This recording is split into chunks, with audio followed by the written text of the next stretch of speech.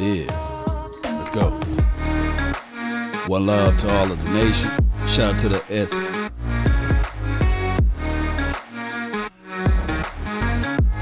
Shout out to the HBOs. Let's help a brother out. Shout out to the Share Gang. Let's recap this. Let's get this thing going the best way possible. Salute to 105.3 The Fan. If you're on my YouTube page, be sure to check them out. The link will be in the description box, the full interview. Shout out to Jerry Jones. Shout out to Stephen Jones, right? Let's go.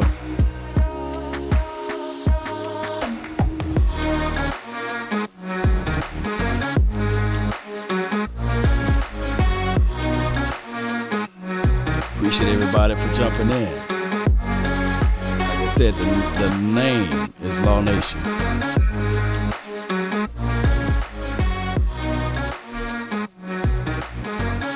Like I said, mama, there go that man again, right? Yeah.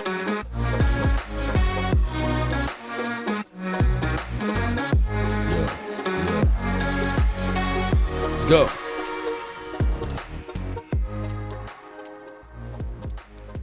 What's up, everybody? What's up? What's good with you guys? We're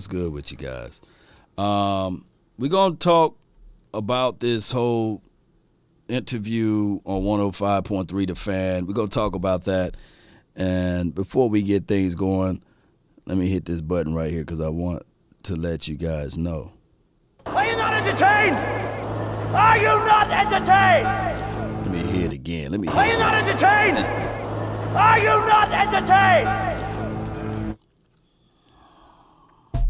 Shout out to everyone who watched the stream last night. It was like 2 to 3 hours. It was me, Lord Bronson, Bad Dog Sports, and as well as Louis T. And I thank those who represented the Cowboy Nation all in the chat.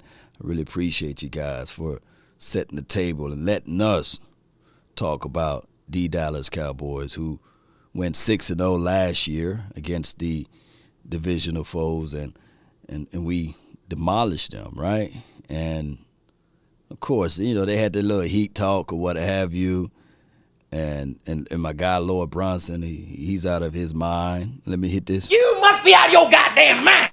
He said that Jalen Hurts is the best quarterback in this division, you know, which is crazy.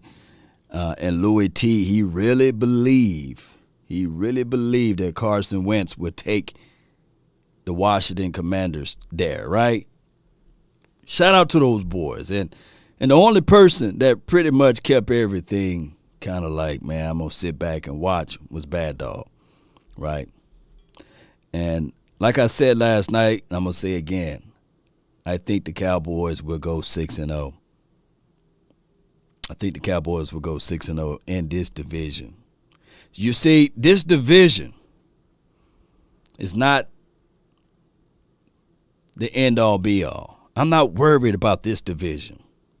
I'm already looking to the playoffs.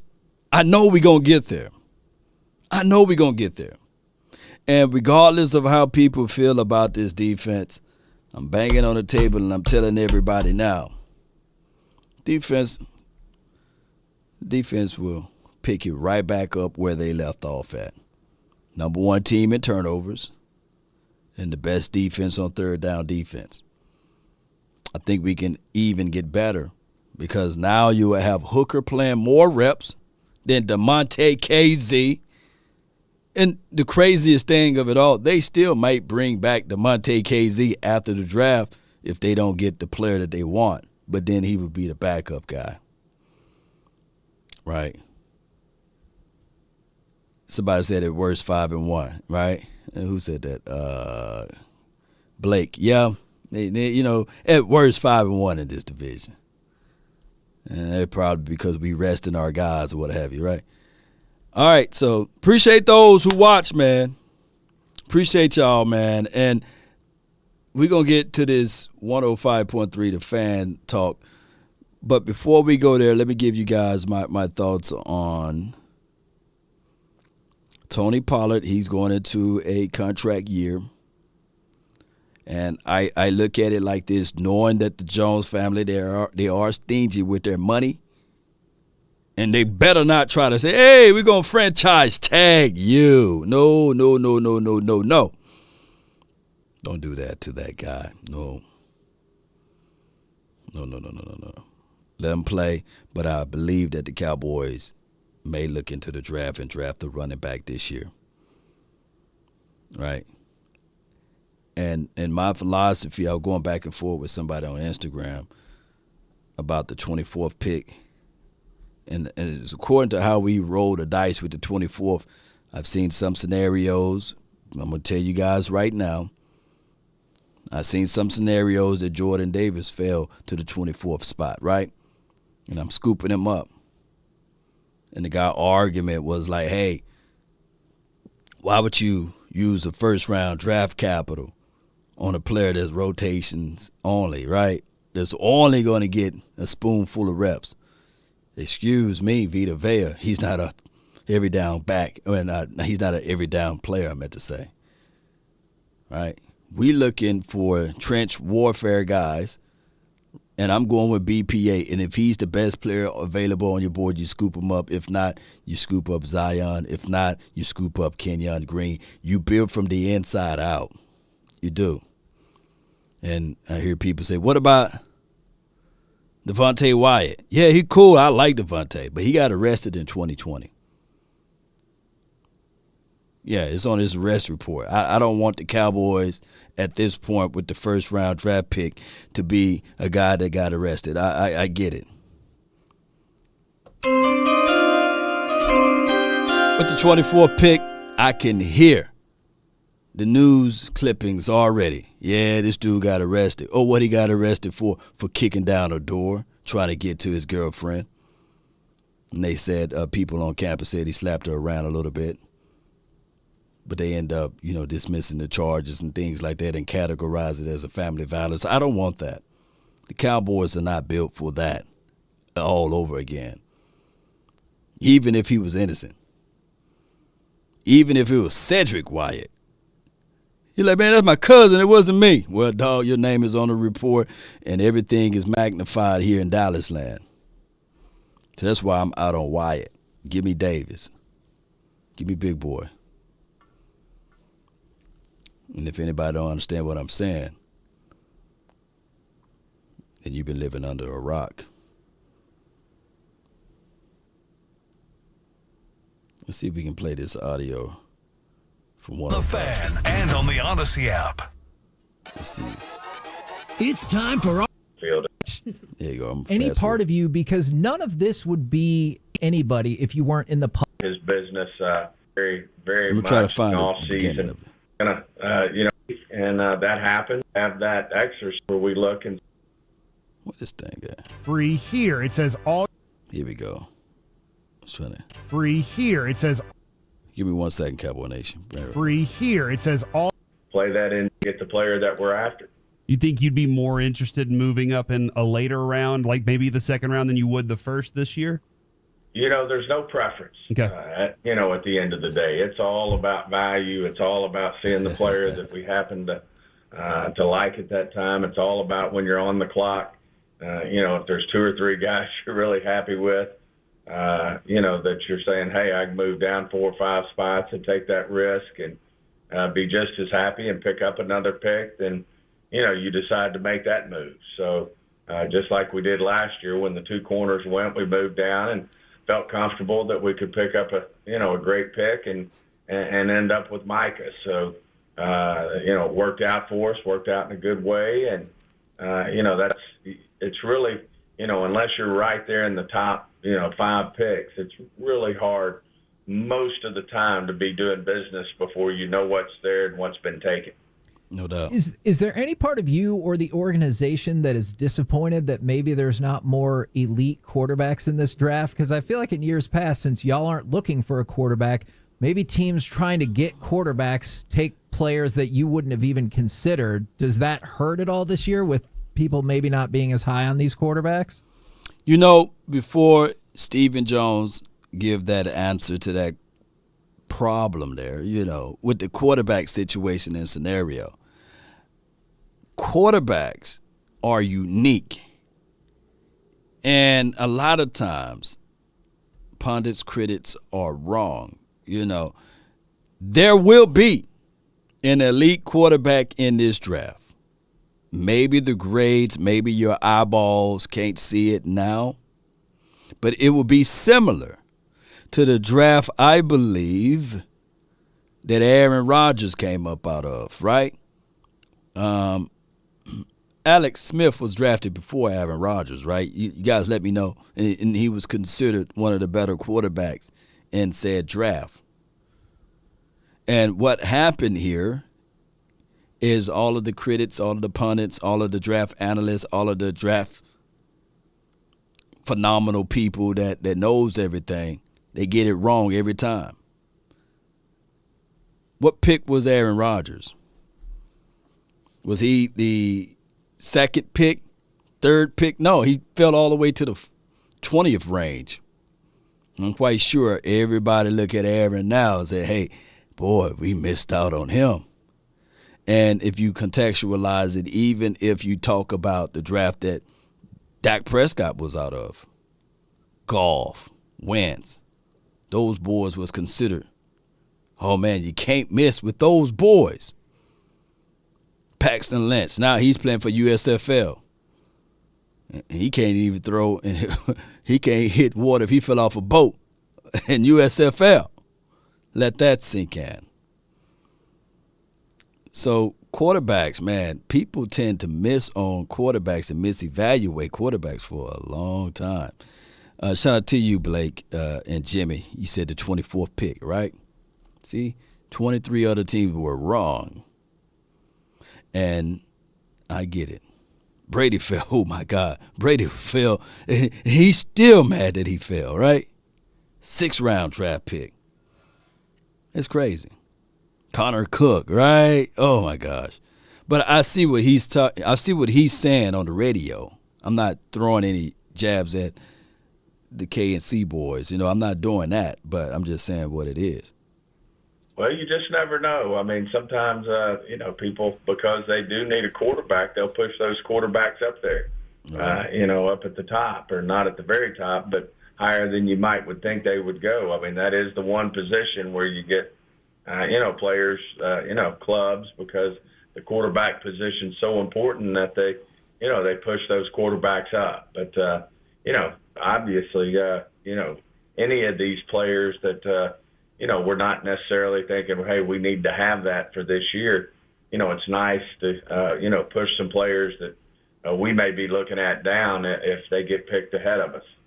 You talked a lot about, obviously the thought is that you are in charge, or as a big part of the organization in terms of running the salary cap and everything like that. You told us the other day about like projections of the salary cap and everything. How far, I don't know what you can tell us. I would love to know insight into your process of like, how do you guys project the salary cap going forward? Even if the NFL hasn't told you anything, do you have like, we've got it planned 5 years out? Like, how do y'all come up with that? We're usually about 3 years out, and usually you've got a pretty good feel, plus or minus, barring some unforeseen situation like the pandemic, kind of how that's going to, how that should play out. And we play that into, if you sign a guy to a 4 or 5 year contract, you get comfort in the fact that, hey, this should be how the salary cap grows. And I think we've got a good feel for that, at this point now that, the league has gone in there and made most of the adjustments, have been put in place that needed to be put in place, certain pots, benefits and things like that for players have all been put back in place, and, feel good that you're going to have a smooth curve going forward in terms of what that cap should look like. But usually, we're looking at iterations that would involve this year and the next 2 years. Okay, you might have just kind of. Well, before he say anything. Now, so the cocaine's happening. When does that crack come into play for you?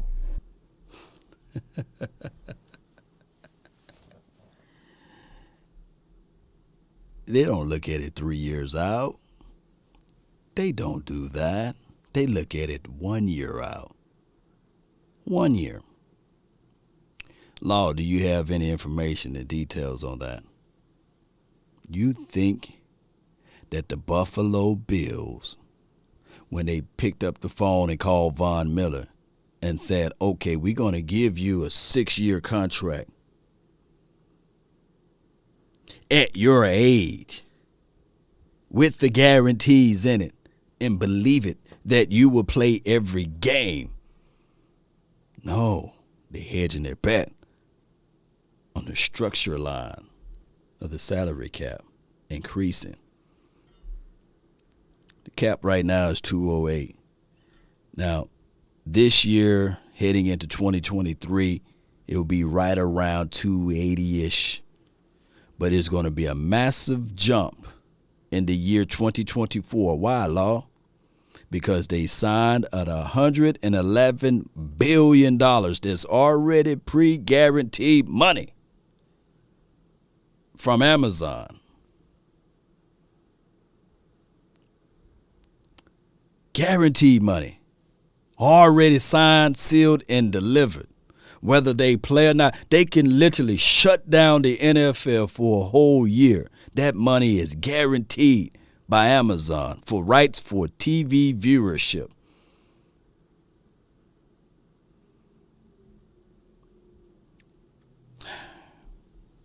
I digress. Have answered the bulk of my next question, but I was curious is if you can tell us, is there any money that still has to be, while all the programs are back in place, is there any money that still has to be paid back that might decelerate the raise of the cap over the next couple of years? Well, what you're trying to do is get the buckets back where they need to be for the, some of the benefits and some of the things that are quote unquote, hard dollars in the salary cap. And there's still a little work to be done there over the next year or so, but it's certainly, really starting to shrink to the point where you get a good feel that you can have a smooth curve in what you think the growth in the cap's going to be over the next, over the next 2 or 3 years. Stephen, I think if you're reading between the lines, Kevin is getting ready to pitch you a 5-year plan for the future, and he just wants to throw his hat in the ring and kind of get it out there. Go ahead, point. Kevin. So maybe he'll text you and give you all that information later. Right? Absolutely. I look forward to seeing the plan. It's going to be a good one, I promise. Great. All right. So I am kind of curious because we've kind of been hearing some whispers about some things, and I want to see your thoughts on this. Are you guys interested in making any free agent moves, like maybe on the offensive line before the draft, or do you think you're more likely to reassess the market after you've drafted? All right, and you better not make no move before the draft. Now you got 7 days. I think somebody put in the comment Earl Thomas. I didn't want to clickbait you guys into talking about Earl Thomas and bringing him in for a cup of coffee at the age of 33. And the last time we seen him play, he did all right, but you get your Earl Thomas out of this draft now. You look for the draft. And one thing that I really want the Cowboys to do is don't look at the size of the player. Look at the heart of the player. Don't fall in love with the size. I get it, Dan Quinn. I'm not finna crucify you, right? But still, don't look at the size. Look at the heart. Look at the film. Trust your eyes, what you see on tape. And if this boy can ball, if this boy can play, if he can shoot to the side and get there, then you go get him. I'm talking about Marcus Jones. I like him, right? Oh, I like Trent McDuffie. Oh, I like him, But don't fall in love with the size. Those boys are not 6'3", 6'4", what have you, but they can make plays, right? And one can argue.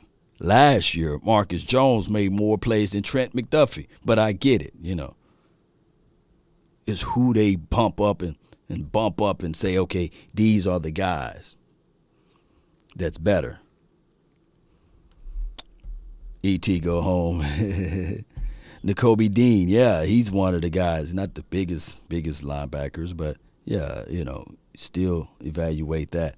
Terrence Shorts, my guy, says, stop it with Earl Thomas talk, please. It's over. Yo, you ain't lying. And that's what the media wants you to do. The media would sprinkle it in just a little bit. And they said, yeah, we got the Cowboys at the edge of the corner now. And the moment you hear this breaking news, while in Oxnard, the Cowboys now picked up Earl Thomas. He will be a guy that's going to compete for that safety role. And if you think about it, he knows Dan Quinn and his philosophy and scheme. Why not go with a guy that's veteran? And the next day, they're going to bring up all of that TMZ stuff, right? Him in the bed with his brother and the lady and everything else. And his wife on the outside crying, busting the windows through the hotel room to get in there to see who he in the bed with, all of that stuff. And then you have first take, second take, third take, Molly crying. You will have all of these things.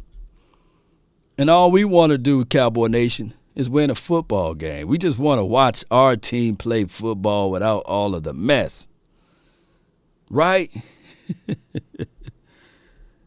Oh, my gosh. Let's listen to these guys. Right now you kind of know what's out there and you know kind of where people are. There's some players out there that are kind of going to, wait it out and see. And that happens. And, we're certainly, as I said, we're certainly open to business in terms of what we're going to do in free agency. We think there's still some work to be done there. I think you do see some natural ability come after the draft. Teams draft some guys, and then they start to get the feeling, well, maybe we can do without this guy. He's got a big cap.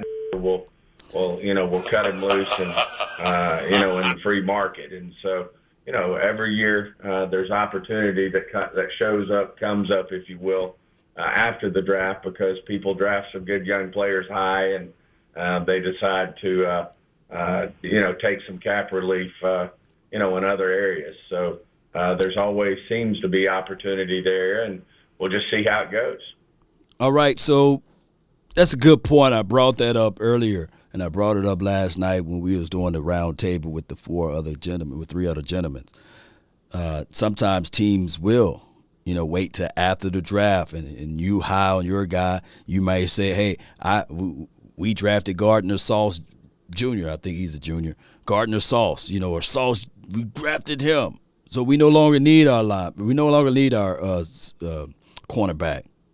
So we release said cornerback, right? Teams will do that. And if the Cowboys, and we have enough money on the table, on the books, to scoop up a veteran DB that can help. And my two holes on this defense would be linebacker. I want another linebacker to be aggressive, to play alongside with J-Ron Curse as well as Parsons, right? I want LVE to be that rotational guy. I think down the stretch, you soften the blow with LVE, and then that can work its way out. Now, as far as the edge rushers, the edge guys or what have you, we got a hole there. Fowler is not signed for a long-term contract, and it don't matter how much lipstick you put on a pig for Dorrance Armstrong. People that watch football, we understand, like, come on, dog, we know how you got those sacks, right?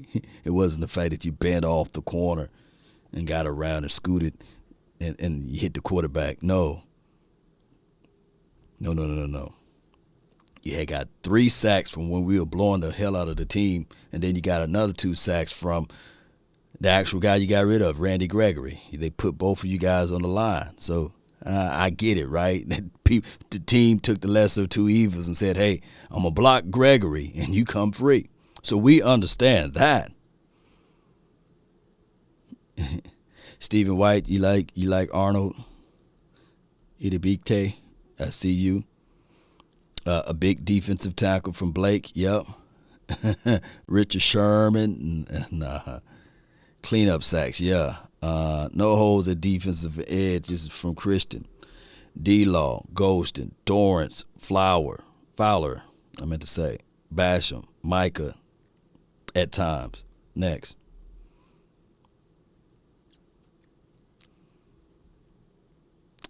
Well, you got to fix that area up. I'm not comfortable with Dorrance Armstrong. I'm not comfortable with Fowler. I'm not comfortable with Basham. I want to bring in more and more pressure, more and more opportunities for those boys to fight for one another. Ghosting, I'm not comfortable with him. You got to bring in competition. You got to. And you for dog sure not going to pass up talent in the draft if you can draft a guy. I just don't think you'll do that. But I could be real wrong. I could be really wrong. Is there any possibility that somebody else is trying to call you right now? Not that I'm aware of. Okay. That might be because it sounded like there was a beep, and so we appreciated you sticking that was with his us phone. and declining that other phone call. It all depends on who it would have been. I can assure you that. Yeah, we're right in the top 3, maybe 4 of the list of people that he's not going to hang up on right now. That was me trying to call in. All right, so the running back position. I know we have Zeke, Tony Pollard's in his place right now, and we all kind of want to see how Kellen uses that position. But when you're looking in the draft, there are some guys that could be good future starters or future role players. I'm kind of curious, what is it? Do you need more of a potential starter, or do you need more of a project right now with the way this roster is structured? Well, I think our running back situation is a position of strength for us right now. When you look at Zeke, you look at Pollard, you look at Rico. We were just in with the coaches talking about that, and that's 3 really strong running backs. And so, it's certainly not a position of need right now, but at the same time, we also know Tony Pollard's going to be a free agent, and things change quickly. So that's why you don't ever rule out any position, especially if a player falls in there that you think has great value. So I don't think you're ever just you're never going to relegate yourself to a certain position of, hey, we're not going to take this, or we're looking for a 3, not a 1 or a 2. You just you have to be open-minded as you move forward in the draft. Look for where the value is and make decisions based on that. Yeah, it did sound like old boy said, "Oh snap, Tony is gone." It did sound like that. Sip the Truth. Appreciate you for the donation. He said, "Is Donovan Wilson not playing anymore? Haven't heard anything about him in a while." No, this is what I supposed to did is a Donovan Wilson film session. But, okay, I'm going to tell you guys what I were able to see. He got washed out a lot of plays, okay? This wasn't his best look far as a year for him. I think that Donovan Wilson is a brilliant player for the Cowboys. He's versatile, but I like him better at free safety. By him playing inside the box. What happened for the 2021 season last year was J-Ron Curse. He had got the opportunity. He said, "I ain't gonna let nobody turn me around. Thank you. I ain't gonna let nobody." And he never gave the position back. And kudos to J-Ron Curse. And at that free roll, KZ played decent enough. And he was pretty much favored over Donovan Wilson because this is a whole new coaching staff, right? And people fail to realize when you have a new coaching staff, new philosophy, your errors, your margins of errors, not like this anymore. It's like this, right? And this is a resume job for Quinn. It was a resume job for Joe Witt Jr. It was a resume job for Al Harris and all of those boys. So they were looking at Donovan like, come on. He didn't show up to voluntary camp. He missed out in most parts of OTAs with that knee situation. So further and further, it was like this, and it got tight, and his arrows was just like that. So, and you can see the same even with Malik Hooker. He didn't get a lot of PT, and of course they wanted to bring him on slowly. But KZ is somebody that they already knew. They was building a relationship with Malik Hooker. But he's Donovan Wilson is a key component to the special teams right now, and he's a good rotational guy for safety. Good guy for this team. But it's a good question from you. Appreciate you for the donation. Sip the truth. Shout out to you, Joe, on the Facebook. Steven, I know you talked about CeeDee Lamb a few days ago with us, but I look at Cooper Kupp, 145 catches, 1,947 yards, 16 touchdowns. I mean, the best receiver in the league last year. Mm-hmm. I have hopes of CeeDee Lamb being the best receiver in the league in 2022. I know that Dak has multiple weapons to throw to. Is there any type of offense or possibility that CeeDee Lamb can be as good as Cooper Kupp was in 2021? Why you well, do I that think to the him? sky's the limit on CeeDee Lamb. I just think it's a function of getting opportunities, and obviously without having Amari here and Sed here, he should get more opportunities than he's ever had. We got Gallup, who's going to be coming on strong, I think, but he could, his availability for the first game or two could be a question mark, and obviously we're going to be looking, to add there in terms of what we're doing from a receiver standpoint. But I would not bet against CD on any numbers in terms of what he could achieve. I know Dak has great confidence in what he's doing, and he could certainly be a guy that you could look up, and all of a sudden he's having a huge year. Up about where he's going, he's in great shape. He's he's going about his business in a very, very much a working off season, doing everything he can to prepare himself to have a great year. Stephen Jones, pick up the phone. There's Deebo on the other end, man. His agent trying to call you. I think the world of CD. I rejoiced when we drafted him.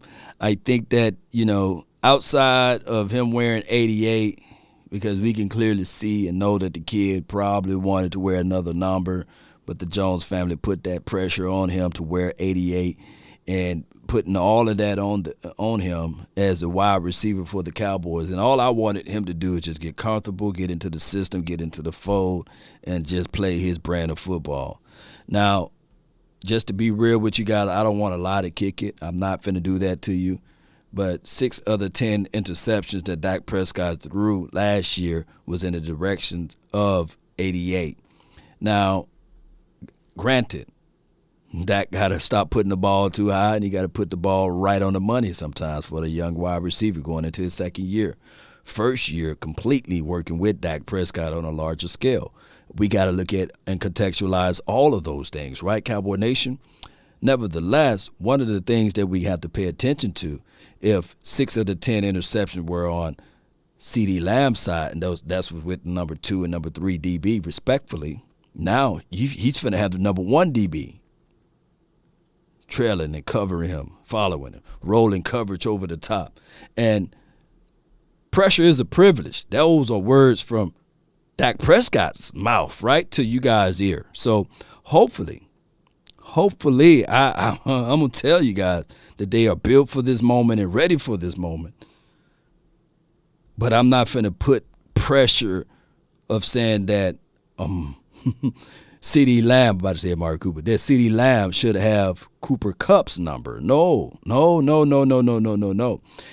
the brand and the style of offense that you have from Kellen Moore is that he like to spread that rock all around.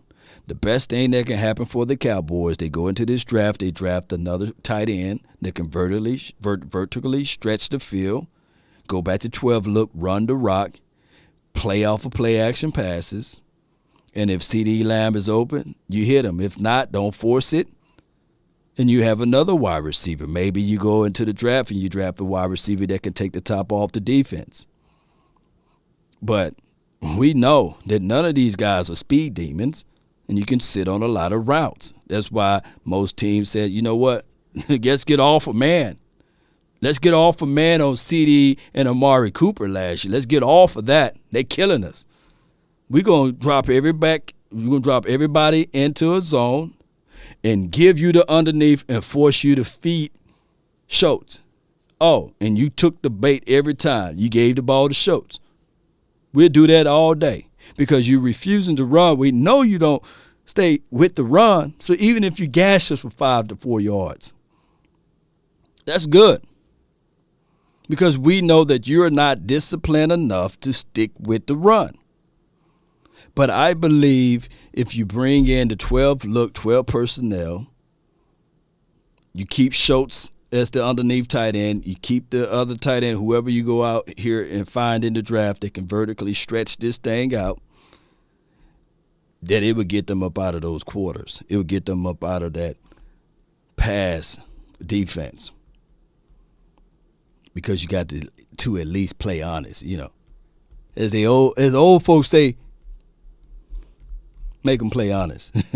Sam says a trade to Deebo, a trade for Deebo will solve the problem. I believe so. I really do. Deebo would take all of the underneath routes, right? It'll definitely get you up out of those quarters defense. I ain't going to even placate that want, right? You know that Deebo is not going to double move and take the top off, right? But you want to give him balls in the motion. You want to do hooks, maybe give him a wheel route here and there, but you really want to get him on the end around and things like that. And I think Deebo can throw the ball. I could be wrong, but I know CD can throw it. Seen him do it before. So Deebo would solve that problem. Nevertheless, $25 to $30 million. That's a big problem to solve. Unless he wasn't lying to us when he said we look at the salary cap 3 years out. That's the only way you can look at it. You can sign him, you pick him up. I guess you had to give, I don't know what the 49ers would want, and I don't like to get rid of draft capital. But hear me out. I'm just giving you guys my thoughts on this. If they want straight up the 24th pick, you give them the 24th pick. And then the day you sign Deebo to the Cowboys with the silver and blue, you go ahead and extend his contract, his existing contract, and you hope that Law Nation is right with the 2024 salary cap. They're just gonna elevate.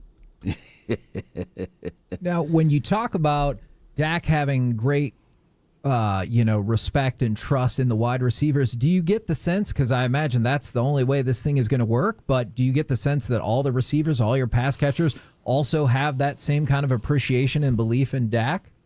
Oh, absolutely. There's one thing you don't have to worry about on this team, and it's not just the receiving core. It's Hold on. Let me get my guy money out of the anus. He said, I think it went away, but he said, how would he work in the system? You would line Deebo into the slot. You would keep CeeDee Lamb as the X position, and that's how you work it. Deebo slot, and then you flip those two depending on the down and out distance, and then you would take Kellen Moore, the young offensive coordinator, who's the collector of plays. You lock him in a room, throw away the key,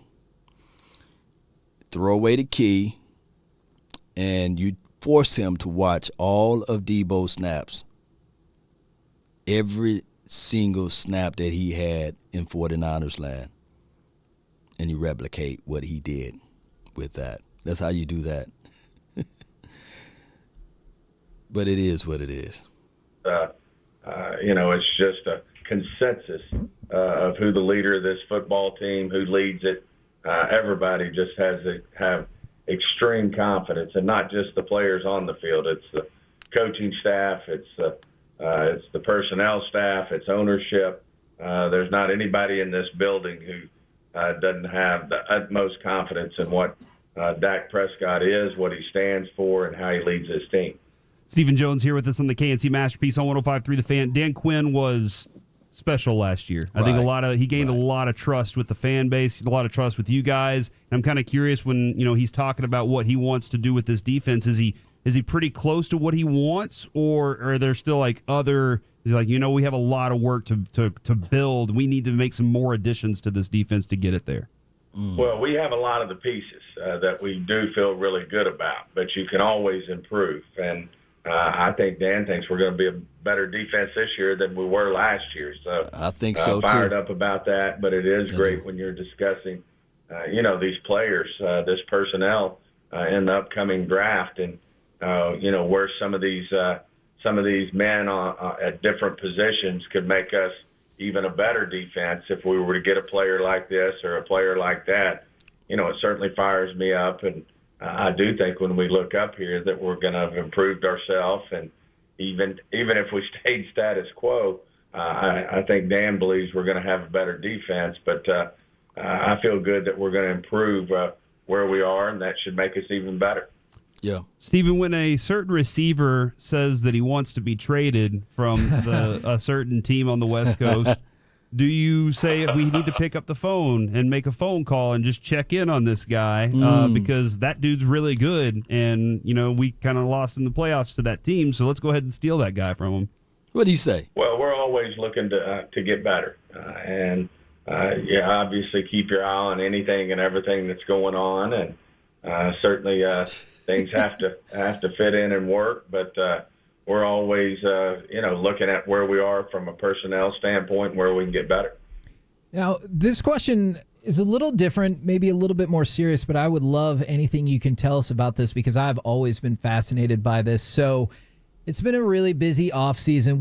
No, don't skate away from it. No, you're supposed to say, hey, are you willing, even though you're looking, are you willing to pay for said production to get better? That's all you had to say. Is all. Please let me know you finna say that right now. Please let me know. Talked about that. There was just a lawsuit that got dropped against Jerry from somebody claiming to be one of his daughters. Is there any part of you, because none of this would be important to anybody if you weren't in the public eye, is there ever a part of you that regrets being in this business or being? Oh man, now to the guy that's on the radio, the fence. Now this is a good, hard question, but this hard question is not in the series that I wanted to be in. How you going? Jerry got some money, baby. Oh, he got some money, man, for any time somebody say, I'll drop the lawsuit, I'll drop the lawsuit. Because I already know what happened, Let me tell y'all what happened. Such and such had the lawsuit going on, and then there was not FBI open up, but it's a message that came in, and then all of a sudden, that person said, oh, okay, all right, well, I'll take that check. You know what? You not my dad. You don't even look like me. Your nose is pointy. Mine's is round. You got your eyes dark blue. Mine's like faint blue a little. You're not my dad. Let me just. Can you add another zero? You definitely. I would disappear myself. Yeah.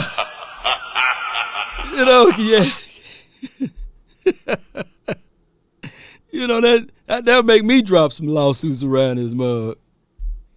Yeah, but this not the series of questions, that I really was expecting. I wanted them to hit them with that knife and get to turning with that mug, and then you go up with the shoulder like this and gut that thing up just a little bit. Being in the public I wonder eye, what he your gonna say, family though. being in the public eye. No, we absolutely, feel so fortunate to be involved with the Cowboys. No matter what you're involved in life, there's always going to be a lot of good aspects if you love it, and then there's going to be some things that can be challenges. So we certainly embrace and love what we do with the Cowboys, and we also understand, there's going to be times when there's challenges. I mean, obviously, no different than last year. We had, it was certainly disappointing that we didn't make it, that we didn't have success in the playoffs, and, that eats at you. But at the same time, you wouldn't trade anything for it to be in that competitive arena, competing day in and day out and trying to be the best. So, like I said, we embrace all the challenges that come with being a part of the Dallas Cowboys, and certainly know that, there's always going to be some tough things that come with it. There's going to be criticism that comes with it, but Right. We feel like we have a very strong foundation organizationally. We feel like our family has a strong foundation, and, we just feel good about our future and where we're headed. You know what? Much respect for Stephen Jones, man. He kept a even keel on that conversation right there, and then he brought it back to football. You saw how he did. He just pivot a little bit, not the podcast, but shout out to them. He pivot just a little bit and said, yeah, there's going to be negative vibes. There's going to be negative connotations when you own and operate the Cowboys.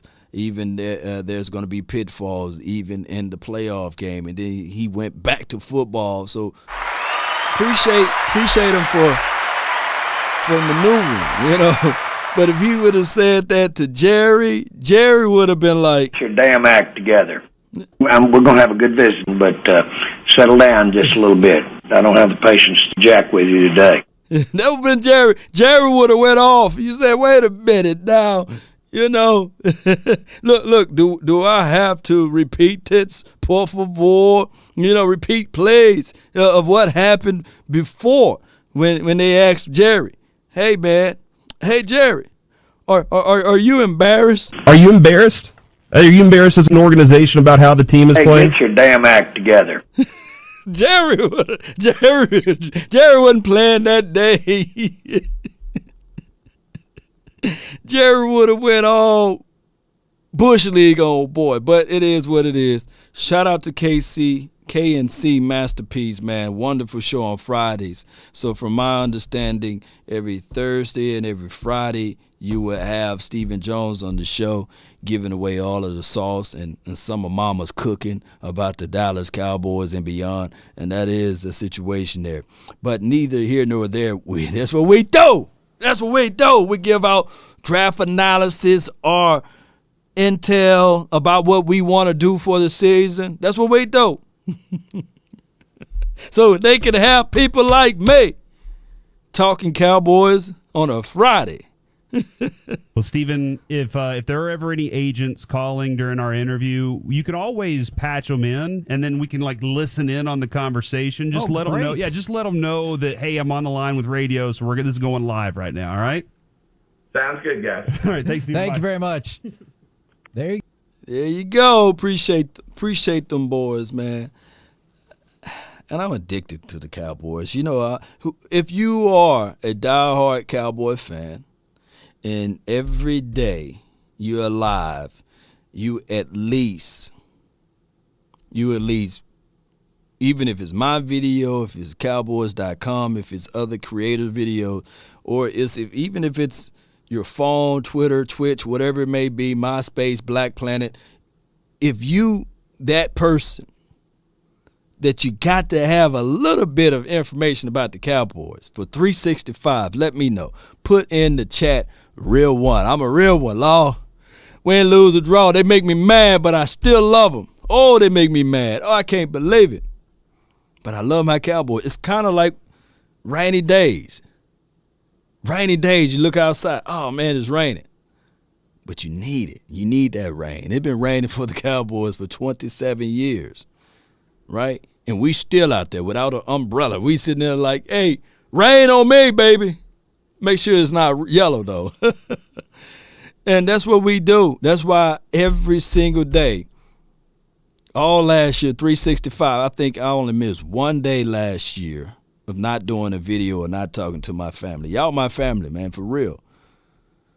No, it's been a drought. It's been the inverse, Jay Lombardi says. It's the inverse, no rain.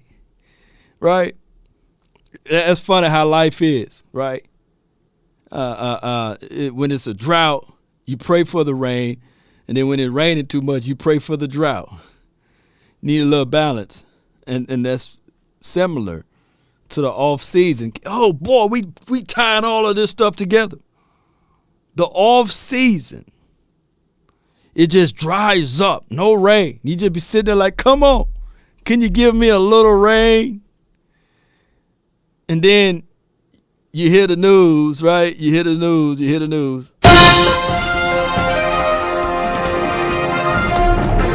The Dallas Cowboys have signed 3 players, LVE, Dalton Schultz, Dorrance Armstrong. You be like, that's not the rain I'm looking for.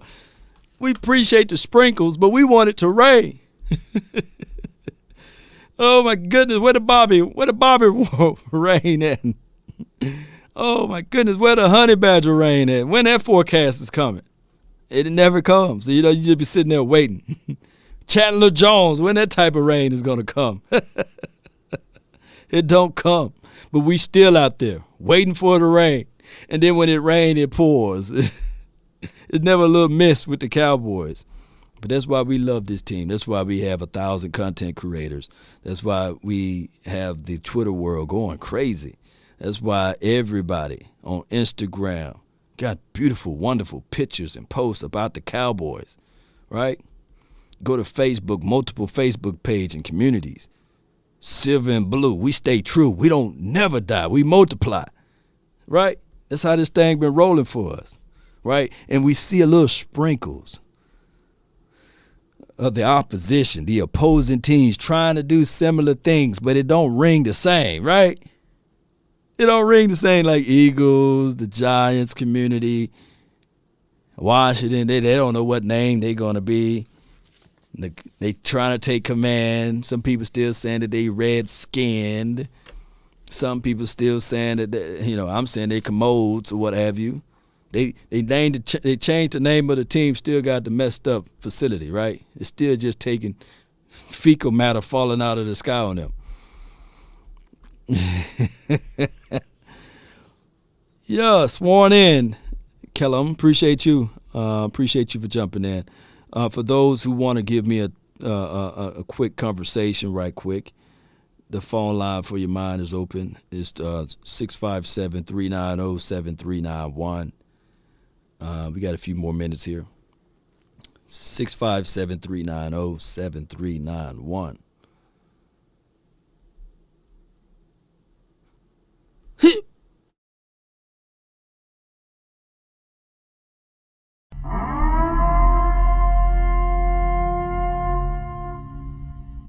Call my phone, hit my line. Only ones who down for real, down for line. Keep it super thorough my way on this side. Keep it super thorough my way on this side.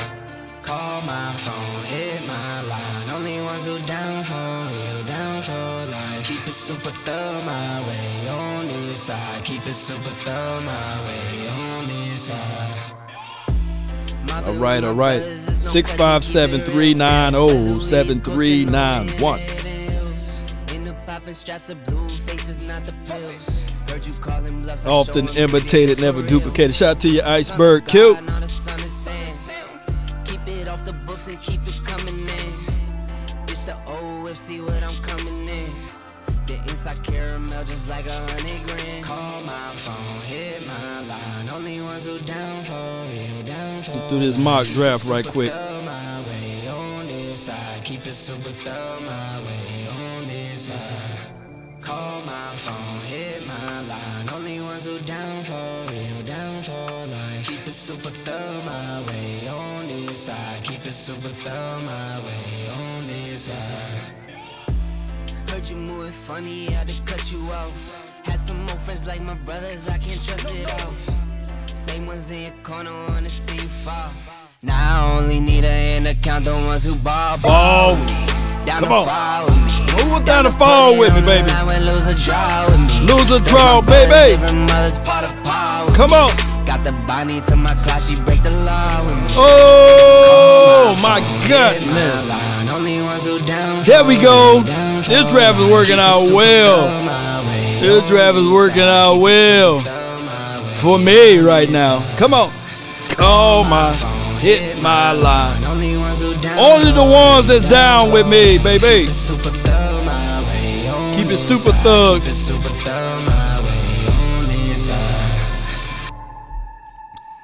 Come on, come on, come on. Come on, baby. I like Evan. Who else we gonna get? Okay, I can deal with Farrell.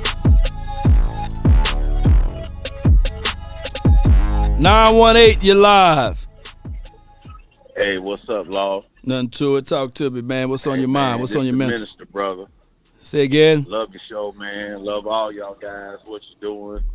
Just want to ask you, man. I've been listening to some stuff about Earl Thomas, man. What you think about that? I mean, that shipped and sell. I think that he's a brilliant guy as relates to on the field. I think that dealing with the drama and the news that's going on with the Cowboys, I think that they should stay away. I think they should stay away. I would have loved to have Earl 3 years or 4 years ago, but not right now. So you think that he couldn't help us? You think he wouldn't be like better than Hooker, or like team him up, something like that? I think Hooker will probably be better at this point because he's been playing. I think that over the course of the years, of course, Earl Thomas was better than Hooker. But I don't want to bring in that extra drama for your mama, man, with the Cowboys of bringing him in. I think and not a veteran minimum, you know, you can give him that, but they should draft the safety. Right. And that's what I was thinking, too, about the little drama and stuff. So, but, hey, man, what you think about Kouamu? I think the Cowboys should give Israel, Kouamu a chance. His tape, man, when I looked at his tape, it streams at me that this is a cornerback. He don't tackle well to me. He got long length. He got good speed, man. You saw the interception he did in preseason. I think he got range. And if he plays at free, maybe if he just developed there. But I just look at him more of a corner versus his safety tape. Right.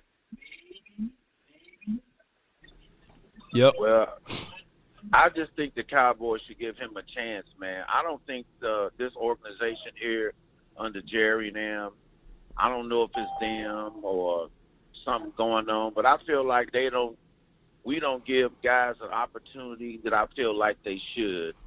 You know what I'm saying? I mean, what you think about that over the years? Like, give me a list of a few players as far as the opportunity, so I can pick off. Man, that. I can't think of this guy, this one quarterback guy, but he was from East Carolina. Carolina. It seemed like the Cowboys. I can't call his name long. I ain't gonna even lie to you, man. At my age, man, I kind of get East Carolina. I know my football, man, but it kind of takes me a little bit longer to kind of say names at times. But this guy was from East Carolina. He was there about 3 or 4 years ago, and it seemed like every time the Cowboys put him in a scenario, man, it was like probably the worstest scenario that could be that they could have put him in. And when they cut him, man, the guy showed great elusiveness, strong arm, running ability. I mean, actually at the time, you know what I'm saying, I thought the guy had a stronger arm than Dak Prescott, and he was faster than Dak Prescott. But I felt like that he could have beat out Cooper Rush, because I kind of feel like that the organization now, they don't believe in, like, I ain't going to say all of the coaches, but I'm saying more of the front office. They don't believe in competition. I think they try to save guys and put them in an easy scenario, because I heard you mention about iron sharpens iron. You know what I'm saying? And I think to make this team better, man, we need to put guys in a situation where they're not too comfortable, where they feel like that there's somebody there that can challenge you, not somebody there that you got them there putting down a mat, wiping your feet off. You know what I'm saying? What you feel about that? I mean, iron do sharpen iron, but, just like in life, man, in that political world, politics is seeped into football. Politics all over football, fam. And it's not sometimes who you know, not sometimes what you know, is who you know. And sometimes it's perfect storm. The Cowboys had no intentions of seeing Dak Prescott under center, being the quarterback for the Cowboys in 2016. He had to literally come through this thing from via Jamil Showers, Sanchez, what's the other guy named that's the coordinator now? Kellen Moore, and then Tony Romo. Yeah. All of those situations were in front of him. So I get it, man. I feel exactly what you're saying. The competition part of it. I even look back at the Ezekiel Elliott scenario last year. With the PCL tear, you would think that like, hey, this dude got a full PCL tear. Put the healthier running back out there and save him for the playoffs, and then you have a better outcome. But this is not the Cowboys' way, unfortunately. Right. But I do believe you should give people chances and opportunities. And I mean, man, that's just all I want to see. I mean, we already know, the Cowboys and Stephen Jones and all this stuff going on, and they don't want to take chances. But I feel like that if you got a lot of guys, it's just like if I was a coach, man, I coach a little bit. Right. If I got 6 cornerbacks or however many DBs I got, a lineman I got, or whatever, receivers or whatever, I feel like that if we give everybody a chance, put them on okay, what you think about this law? Talk to me. If I got 2 cornerbacks or 4 cornerbacks and I'm trying to test their ability, or just quarterbacks or receivers or whatever, why come do it seem like to me that, when Jimmy Johnson was there, Jimmy Johnson believed and let everybody practice first string, second string. It wasn't like certain players unless he had his favorites, which they was the starters. It seemed like this team, this organization here, people don't get the right opportunity. It's just like you have certain guys practicing with the first string only. Right. And then certain players practice with the second and third string only, which that's the lower mediocre group, and that's what I was talking about, the guy from East Carolina. Every time this guy practiced, he was with the second and third string. He wasn't with the first string offensive line, and I felt like that's what they do. They put people in a lower situation that is a situation set up to fail. Right. Instead of saying, hey, okay, if you know what I'm saying, now we already know Dak is our quarterback. Dak the quarterback, or man. Zeke is our running back. Zeke the running back, yeah. Then why wouldn't we go ahead and just say, hey, if we got so many guys, so many positions, then let's give these guys a chance to practice with the first string. I mean, why do it seem like to me that they set players up to fail? I don't know. I don't know on that one, Chief. All I can tell you is everything is calculated now. The amount of snaps you get, the throwing of the ball. They got chips on these guys with GPS modifiers that can tell you how many times you had reps and things like that. And things are all based upon your contracts and so many hidden factors, man, that I don't even want to get into. But I feel what you're saying. I can tell you straight up, like Osiris Mitchell, he showed me more. I remember he showed me more during the off season than Simi Fehoko. But he was an undrafted guy, right? Malik Turner showed us all more than your guy Noah Brown. But Malik Turner is in 49ers land. So they have their ways, man, and they know more than us, man. They with these guys, they know what's going on, and I can only speculate, right? That's all I can tell you. Yeah. But I appreciate you, man, for calling in. You're a good caller, fam. What's your name again? It's Minister Simmons, man. Simmons, man. Appreciate you, man. We're going to have to pray for these guys, man, because I I think that, you know, this organization needs to just, you know, start giving people, because I feel like, man, we got a championship caliber team in certain areas. You know, no doubt. Line, I think we still need help. I think we still need to find us just, you know, we need to find us a rotation of safeties. No doubt. But I appreciate you, man. Let me get someone else on the line. But, man, I appreciate you so much, Mr. Simmons. I appreciate you, man. Love what you do, brother. God bless you, man. That's a good call from him. Good call from him. And I'm not saying that the Cowboys are making hear me out. I'm not saying the Cowboys made a horrible decision, right?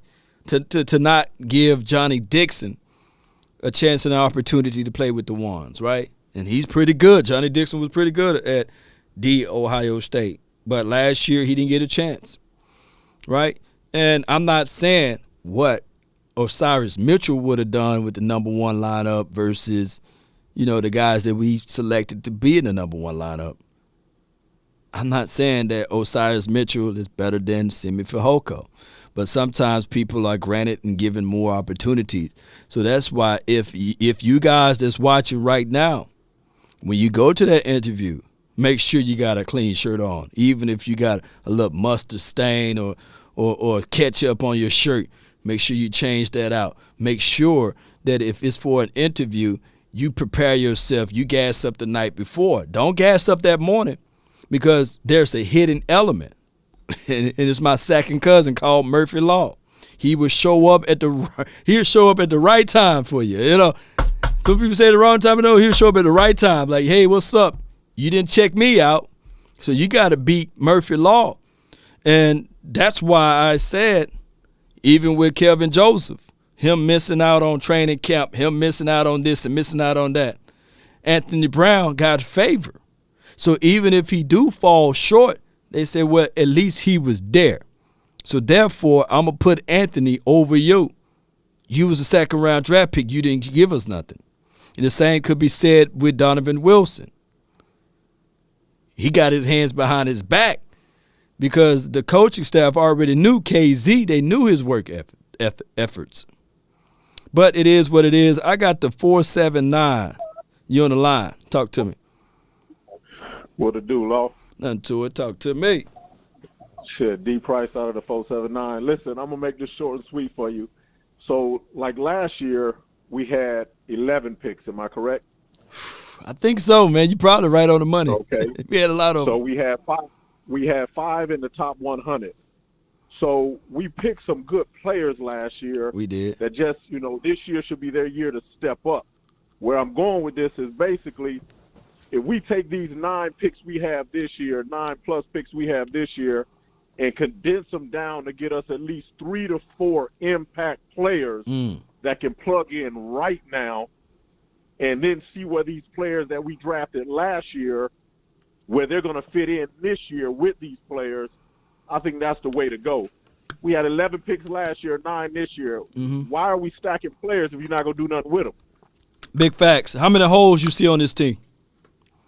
Man, I would love to see a big boy. I was hoping that Bohannon would step up last year, but if we could get something like a Davis in the front, the holes I see, Law, is basically that offensive guard, 1, that D tackle, that's 2, and maybe another shutdown corner. That's 3. So you got 3 holes, right? Yeah. So you might can get 2 in the possible out of this draft. You know, like we playing spades. You got 2 in the possible that can fill this hole. All of those other things are down the line picks, man. Somebody got to play special teams. So like when people were angry and upset at Ryan Nall, I think the same thing. Ryan Nall, people was mad at that, but somebody got to play special teams. Okay, so Right. then that means you either elevate those players that you picked up last year, Right. or you keep them on your special teams.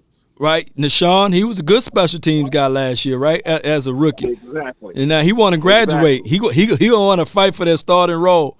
And he should. And he should. Because he's a size that Quinn really like, you know. But you got to give him the reps. You got to. But we playing political football now. You can't really look into this thing and say, well, this guy got guaranteed money. I want to see my product out there. When you have a general manager like Jerry Jones, he probably want to look at this and say, hey, I want to see my product out there that I'm paying money for and see whether or not I can leverage that thing.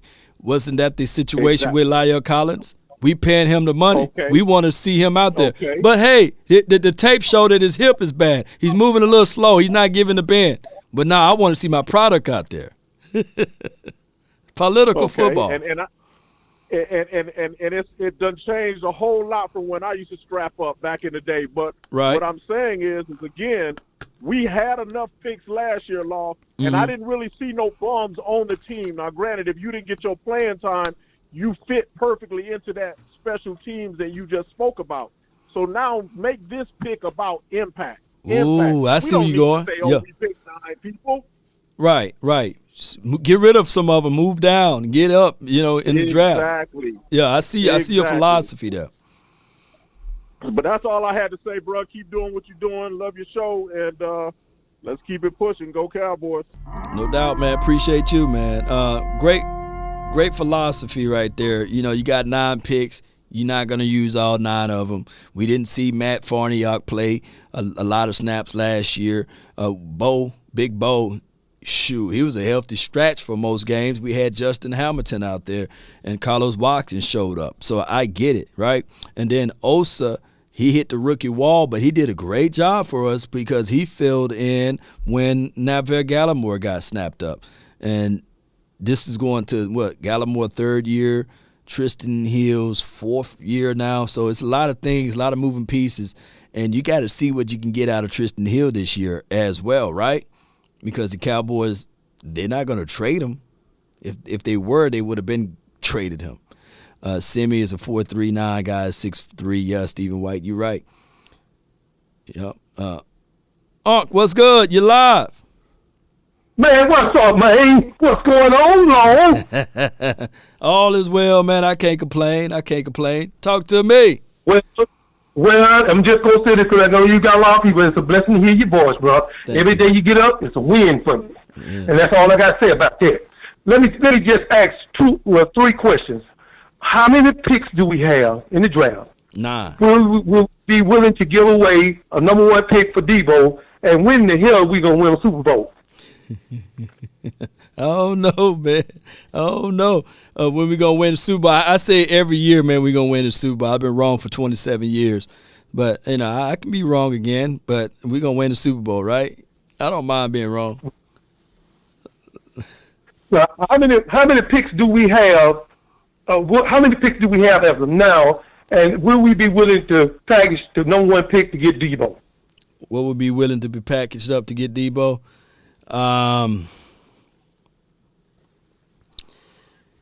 Man, it'll be hard pressed, man, to give up a 24th pick and a 2nd round pick for Deebo, and then you got to turn around and pay him $25-30 million. That's gonna be hard for me to say that, man. I want to win, but look, man, that's not a guaranteed way to win. But I feel you though. I think the Rams said F those picks. They put it on T-shirts. Okay, I appreciate that, Lord. Let me just say this because I know you got to go on. But let me say this. This is why you who you are, Lord. You're a good man, good father, appreciate great dad, good friend, and I can vouch for that. In anywhere, any courtroom, any public forum, anywhere around the world, I stand there and vouch for you. But let me just say this: treat people the way you want to be treated. Because I had a little friend named Ben when we was in elementary, in the 1st grade. And Ben, he was a good friend, but he loved picking his nose and picking his little boogers out of his nose. And everybody screamed and ran from him. But one day he wanted to play football with me, and he threw the ball, and I didn't catch the ball. Why? Because I didn't want no booger on my hand. And he started crying. Well, I hugged him, and I told him, I said, look, man, I'll play ball with you. Just don't pick in your nose, don't put no booger on the ball, and we'll be able to play football. It's called football, not booger ball. Right.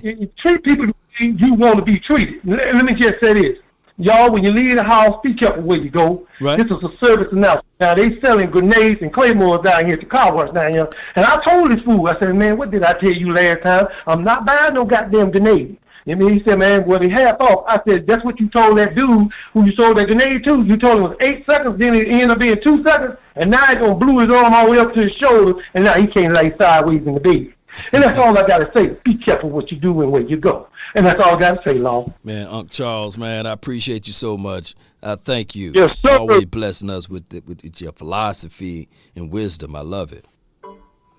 That's a good call from Uncle Charles, man. Yeah.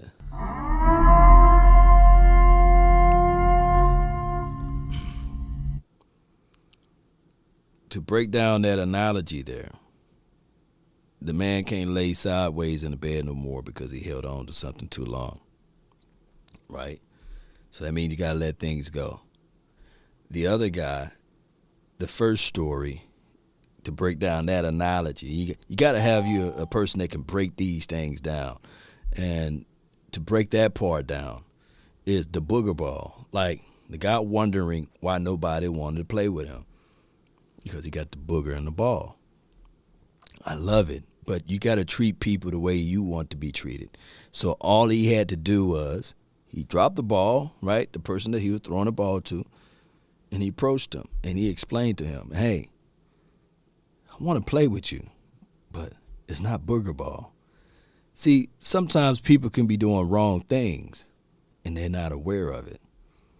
You see, we as Cowboy fans, we love the Cowboys, but we got to tell Stephen Jones, stop talking about the cap. Stop it. Right? You the only person that get on radio every single day and you complaining about the cap. And it's conditioning a lot of people's mind, including yours, not to take the leap, not to take the risk because of the cap. I don't want to date her because I think that she would cost too much. You know, truth be told, sometimes the pretty ladies are the ones that are alone because the person is too shy to approach them because they thinking that they are not eligible, right? They are looking at the situation, saying that they can't handle all of that. So aren't we talking to you guys from a different level, man? His elevations of thinking be in storylines, and you got to be able to pick that apart. But it is what it is.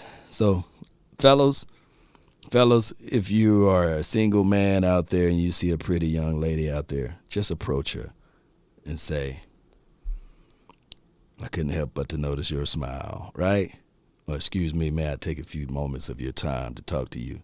I couldn't help to notice your smile. Where are you from? You know, you don't have to get all creepy with it, right? 860, what do you know, man? It was good. Yeah. It's lovely. Hey, Law, I love your analogies, Law. I appreciate you. And you know what? I was just thinking of a big analogy, and I want you to pass this on to Big Jerry. Tell him to stop parking lot pimping. Woo! He's in the parking lot with the Bentley. He got the VIP. He got his son Steven. Steven got the VIP ticket. He's waving them around. Hey guys, I got it. Y'all like me? I'm cute too.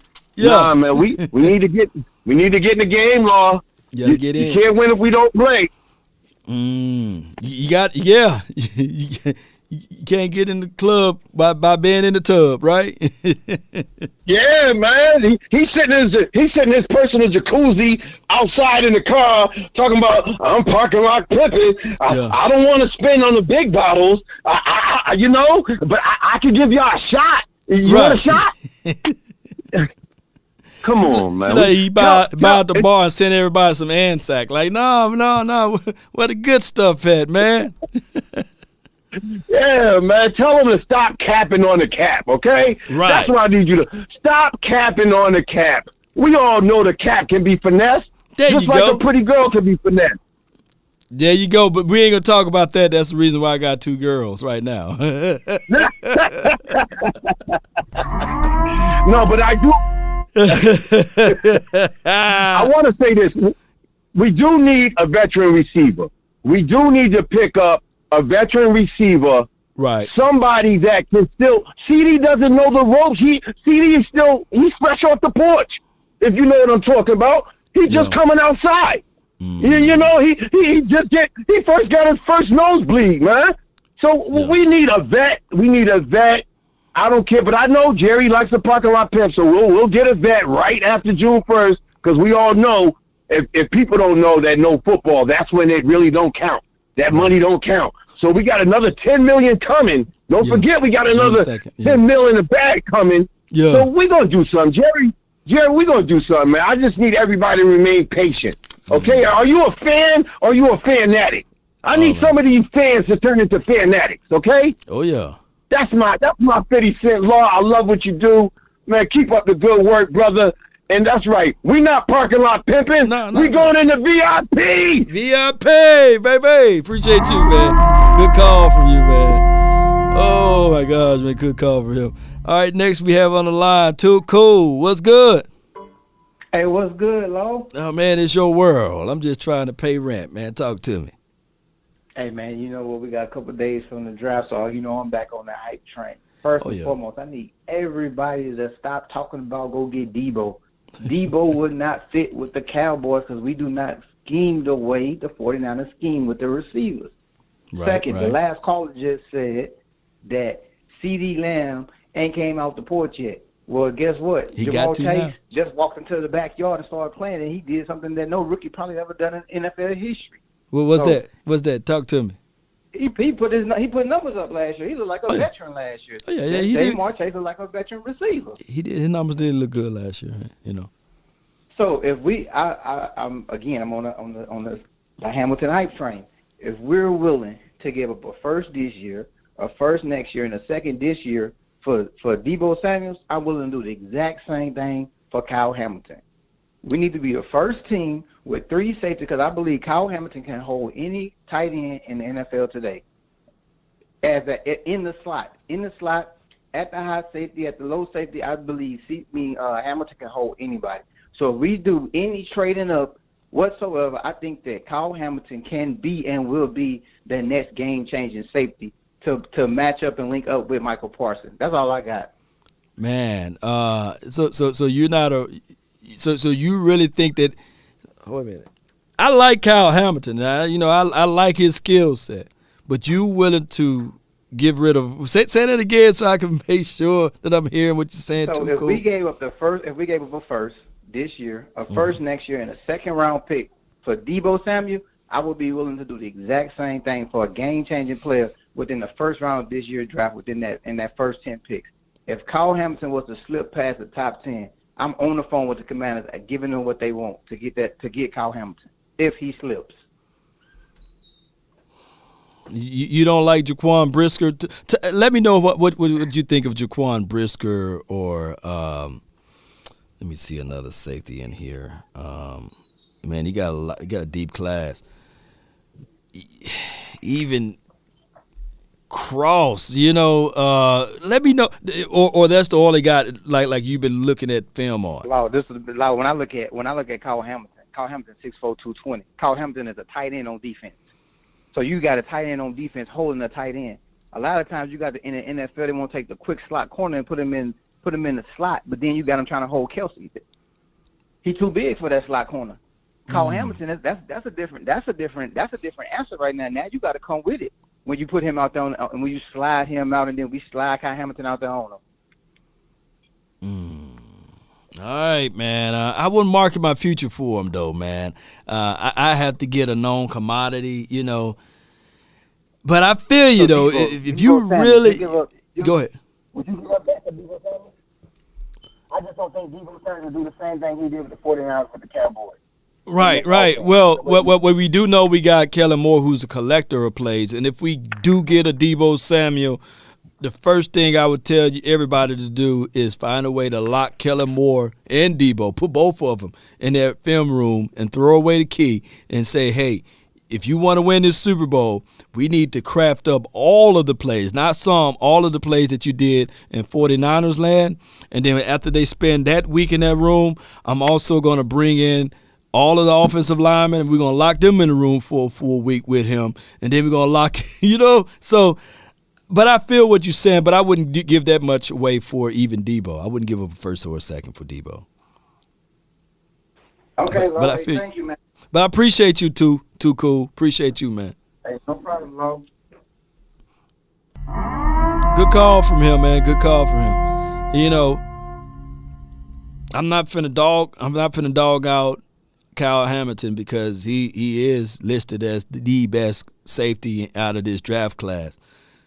But I wouldn't give up all of that for him. I promise you there will be other safeties in this draft. It's somebody that we don't know of right now. And it could be Sterling Weatherford. You know, he's 6'4" as well, right? It could be Sterling Weatherford. All of a sudden, you look up and you be like, man, that dude, how in the world everybody passed up on him? You know, but it is what it is, man. And the draft is all predicated upon which system you go to, which defense philosophy you are operating out of in a cover 3 defense. Yes, the safety is that piece that you would really like to have on your team. Think of Earl Thomas, not the modern day Earl Thomas, but Earl Thomas of the old, and think of that big boy that played right alongside of him. His name is at the tip of my tongue. And Cam, what's his name? Was Cam? What was his name? Y'all put his name in the chat. Think of those two boys on what they did out of that cover 3 defense and what they did. Cam Chancellor, right? Chancellor. Think of those boys, what they did with the Legion of Boom, right? And yeah, look up Nick Cross. Nick Cross is pretty good. Yup. Marquise Bell. Look up Marquise Bell tape. You know, he's way down in Florida A&M, man. I was looking at that man tape the other day, and I'm looking at mentality. I'm looking at the willingness to come down in the box to tackle. I'm looking at range. I'm looking at all of those things. So, and please don't sleep on Marcus Jones, right? And he's a smaller guy, but he had 5 INTs last year. But it is what it is. I've been here long enough for you guys, man. I really appreciate everybody for tuning in. Be sure to hit that like button, man. Hit that like button. Share this content. Let a friend or a neighbor know where to go when they want to tune in to Cowboys Sports Talk and beyond. But I'm going to tell you guys, do not fall for the trap. Let these boys, whoever getting drafted, normally, out of respect to all of the draft aficionados and all of the draft superheroes, nobody know. Nobody know. It's all a crap shot, basically. That's why some people say, get rid of all of your draft picks. Get the known commodities. But the Cowboys' philosophy is building through the draft. They can't change it up. They can't switch it up. So they got to be sure that the way that they look into this thing, that they picking the right way. That they trust themselves. So, and like my guy said, like or shame. If you haven't liked yet. Shame. Shame. Shame. Yep, and if you haven't shared, sharing is caring. Just drop this video off onto your Facebook group chats. Tell Ashaniqua, Shirley, and them. Hey, man, this dude, Law Nation, he talk some cowboy stuff. He wrong sometimes, right? But he be talking, right? He be talking. And if you have not subscribed and you watching to this point, come on, what are you doing? Shame. Shame. Shame.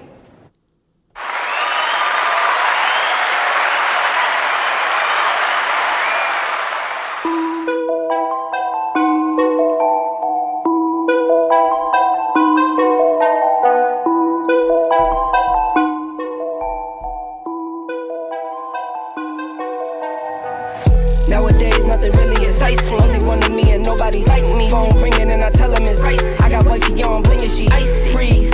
Photo, please, no photos.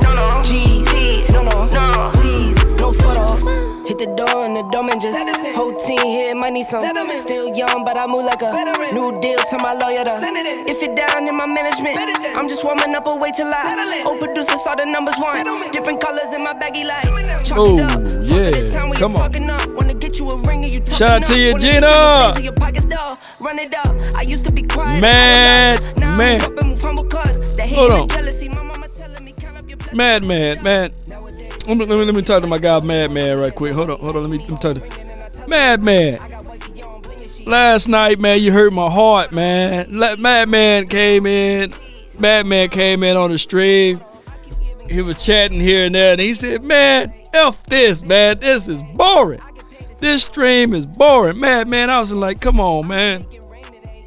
You see me, I'm sitting here fighting all of the NFC East foes, and you was in the chat saying that this was boring, man. Come on, man. You hurt my heart, man. No. Bad man.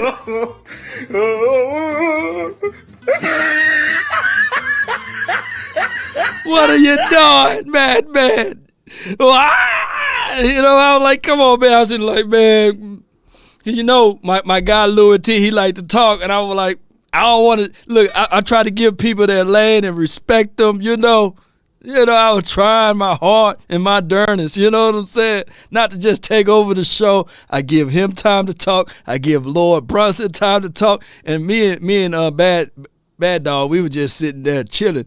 And I could have just bought me some oodles and noodles, but man, it is what it is, man. You're like, man, this show is No, God! No, God, please, no! Mad Man wasn't letting us make it last night. He was in it, boring. You know, I need to find that drop. Boo this man. Mad Man was... I ran up a check, I might do it again. He might do it again, though. Close, had me thinking they're friends. Come on. 10 toes down, I'll be 10 toes down, baby. City, I don't feel safe in my hands.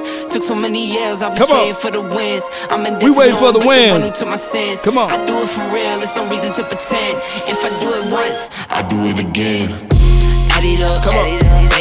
Bankroll, Euro, peso, add it up. I'm just doing me. Boo this man. You matter what? Add it up. Y'all know me, man. If it was just me operating and holding that thing, I would refuse to have y'all to say that the stream was boring. I couldn't take over. You know, I was just chilling. Come on. Come on. I'm a cop of farm and go act up. Lot of scars, I was cold-hearted, now I'm back up. Keep it real, I do this once a month. I don't rap much, baby. Money and go stack up. Stack 'em. Buying car, take it tatted up. All that other bull, it don't matter much. You only climb me, I put the ladders up. No fault. I done doubled up on the workload. Double up. I think I fell in love with the bankroll. Pray up, get money, then we lay low. Hey, I just found out what the Washington team needs. He needs some milk. That's for the Carson Wentz. We up out of here. One love, baby. Don't boo Mad Man. You know, he was booing the actual stream last night. The stream was it was long, but it was dry. It wasn't boring. It was just dry. It was some good points in it. Good points. Let's go. I'ma do me, why you hating on me? It's not adding up. Told her if it's all me, everything is on me. Gon' back it up. Matter what? Told you I'ma do me, why you hating on me? It's not adding up.